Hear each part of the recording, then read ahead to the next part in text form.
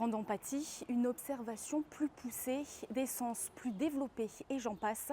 Ces caractéristiques sont des signes de haute sensibilité. Attention à ne pas confondre avec l'hypersensibilité.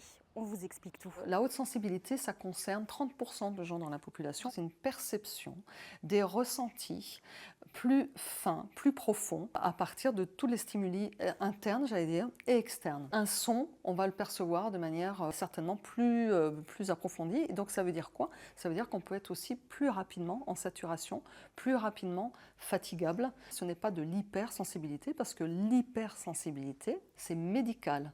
On dit bien qu'on est hyperthyroïdique. Le terme hyper, ça veut dire trop. Voilà.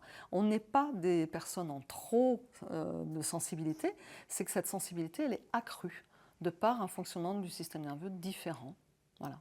Donc la haute sensibilité, c'est un tempérament, c'est une caractéristique. Donc on peut le vivre en négatif et voir qu'en fait, il y a beaucoup de positifs. Ça va être une plus grande empathie. Donc déjà, ses propres émotions par rapport à ses ressentis, déjà soi-même avec soi-même, mais aussi avec les autres. Donc on est souvent des éponges émotionnelles, comme on dit. Un autre trait de caractère, c'est cette observation très forte et du coup, mentalisation très forte. Ce petit vélo qui tourne souvent, ses pensées sans cesse, qui fait que un certain nombre de ces personnes ne dorment pas bien, voire font des insomnies de manière fréquente.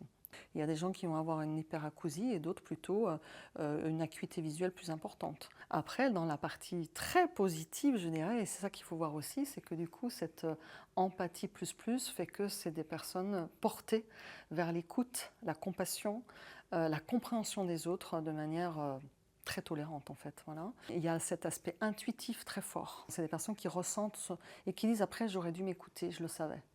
Ben oui, tu le savais, sauf que tu as écouté ton mental. Et il y a aussi un aspect très créatif. Ça peut aller jusqu'à la dépression, jusqu'à des tentatives de suicide, une fatigabilité extrême, une irritabilité aussi.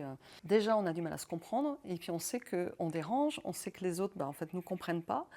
Et ce qui est très compliqué pour une personne hautement sensible qui adore le contact profond, qui adore la relation authentique, c'est de ne pas trouver justement d'écoute et de lieu comme ça. Donc si elle est sans arrêt en espèce d'inadéquation, en décalage avec son entourage, même proche, eh bien en fait elle peut littéralement se laisser aller et se renfermer. La personne hautement sensible aussi a peur de gêner très fortement et se dit souvent mais je vais y arriver. Je vais m'en sortir. C'est pas évident pour elle d'aller chercher de l'aide. C'est pas évident pour elle de se confier. Souvent, on dit que la personne hautement sensible est souvent résiliente parce qu'elle en a encaissé un tas de choses. Il n'y a pas de recette. C'est de se dire, ok, ça va pas, je vais essayer de me faire aider. La problématique aussi, c'est que toutes les thérapeutes ne sont pas non plus au courant de ça. Encore une fois, c'est pas une maladie. C'est pas un trouble à guérir. C'est quelque chose à comprendre pour arriver à mieux vivre avec. La sensibilité, c'est être humain. Donc si finalement les personnes hautement sensibles arrivent à se réconcilier déjà avec ça et avec elles-mêmes, elles pourront aussi peut-être répondre quand on leur dit « Ah mais toi de toute façon, mais oui, t'es trop sensible, regarde un peu ». Maintenant je réponds « Non, je suis pas trop sensible, je suis très vivante ».